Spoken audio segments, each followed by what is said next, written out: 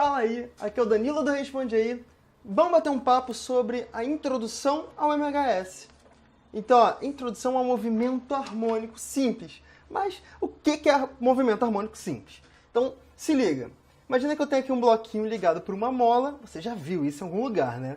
Aí o que vai acontecer? Eu vou puxar esse meu bloquinho para essa posição aqui, ó. Olha como ele está afastado.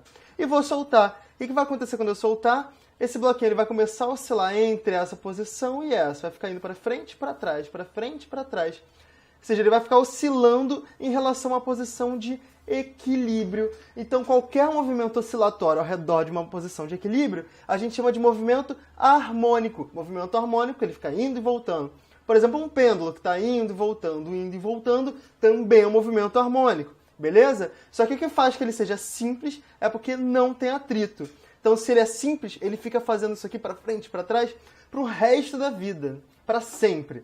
Beleza? E o quanto ele vai para frente, essa quantidade, o quanto ele vai para frente, o quanto ele vai para trás, a gente chama de amplitude, azão. Então, ele fica variando entre a posição azão e a posição menos azão. Mais amplitude e menos amplitude. Beleza? Então, vamos lá. Outra coisa que a gente pode tirar aqui, outro movimento harmônico, um pêndulo que fica indo para frente, para trás, para frente, para trás, é simples se não tem atrito. É o período. O período é justamente o tempo que ele demora para ir de uma ponta e voltar para esse mesmo lugar. Então, o período T, beleza? Ele é medido em segundos. É o tempo que eu demoro para ter uma oscilação completa. O tempo da mola ir e voltar é o tempo do pêndulo ir e voltar. Beleza?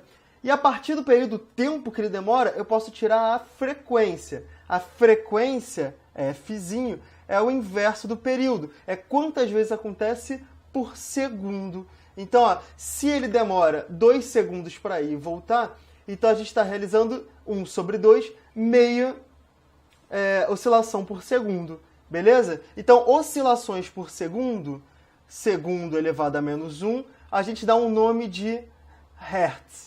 Então, 50 Hz quer dizer que ele está oscilando 50 vezes por segundo. E a relação entre os dois é essa aqui, beleza? Isso aqui é muito útil, você vai usar pra caramba isso aqui, tá? Então, se eu quisesse desenhar num gráfico a posição da minha molinha ou do meu pêndulo, em função do tempo, vai ficar indo e voltando, mais amplitude, menos amplitude. Ficaria um gráficozinho assim, ó. Então, ele fica oscilando entre a máxima amplitude e a mínima amplitude. Máxima amplitude, mínima amplitude. O que isso aqui parece? Isso mesmo, você está pensando, um seno, um cosseno. Então, se eu quisesse definir a posição dele matematicamente, como é que eu faria? Eu diria que isso aqui é a amplitude, né? Lembra que o cosseno e o seno variam entre mais 1 e menos 1. Então, aqui está variando entre A e menos A, tem que botar um A na frente. É a amplitude vezes o cosseno ou seno de alguma coisa que depende do tempo. Essa alguma coisa que depende do tempo, eu vou chamar de ômega. Ômega T. Esse ômega eu chamo de frequência angular. Por que ela é angular? Porque ela é frequência multiplicada por um 2π. E esse 2π ele surge justamente porque o cosseno ele tem um período de oscilação 2π. Beleza? Então a frequência angular, 2π vezes a frequência linear. Como a frequência é o inverso do período, 2π sobre o período. Tanto faz, de qualquer forma está certo. Então, ó, x igual a amplitude cosseno de ômega t. Ômega, frequência angular. Aqui a gente mede em radianos por segundo, beleza? Por causa desse 2π. Tá bom, então? Então, vamos lá. Agora tem um outro detalhe. Aqui eu posso usar ou cosseno ou seno. Então, por exemplo, se eu tiver esse objeto aqui, eu tiver essa oscilação, reparem, ela começa no máximo, que nem o cosseno, né? Aqui faria sentido eu usar o cosseno de ômega t. Então, A cosseno de ômega t. Esse aqui ele começa no zero, que nem o seno. Então aqui faz sentido começar como seno de ômega t. Beleza? E agora se eu tiver uma curva assim, que ela começa aqui ó, no tempo igual a zero, ela começa num ponto bizarro aqui qualquer. Ou eu uso uma soma de seno e cosseno, que vai dar um componente para o seno, um componente para o cosseno, ou eu faço o seguinte, eu adiciono um termo na minha equação. E esse termo é isso aqui, ó. Esse φzinho, em vez de ser A cosseno de ômega t, eu boto o cosseno de ômega t mais φ.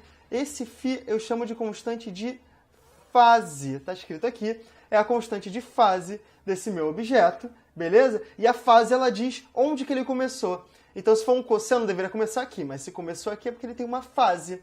Então, a gente diz que eles estão defasados. Belezinha? Então, essa constante de fase a gente descobre no tempo t igual a 0. Então, a forma mais geral da equação do movimento harmônico simples é A cosseno de ômega t mais φ. Beleza?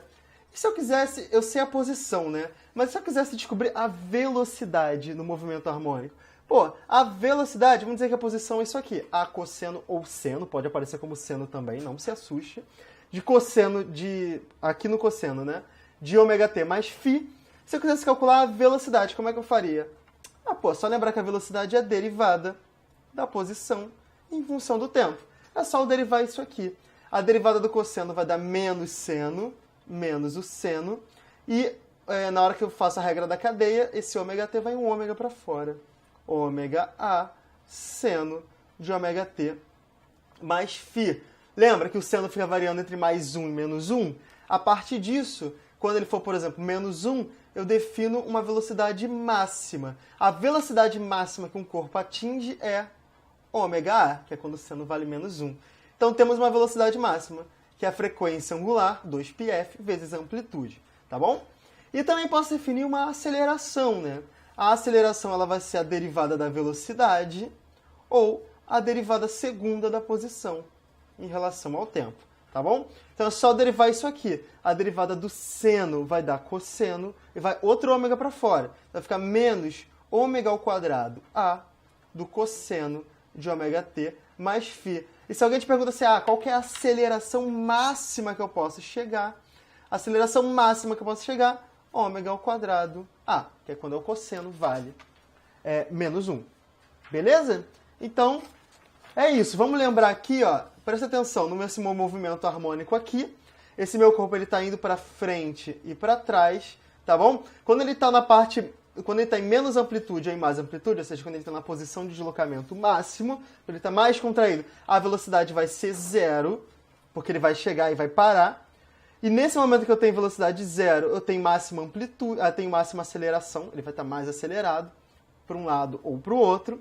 E nesse ponto aqui, justamente no meio em que ele está indo para um lado ou para o outro, é onde eu tenho a velocidade máxima. Já a aceleração vai ser 0 na posição x igual a 0.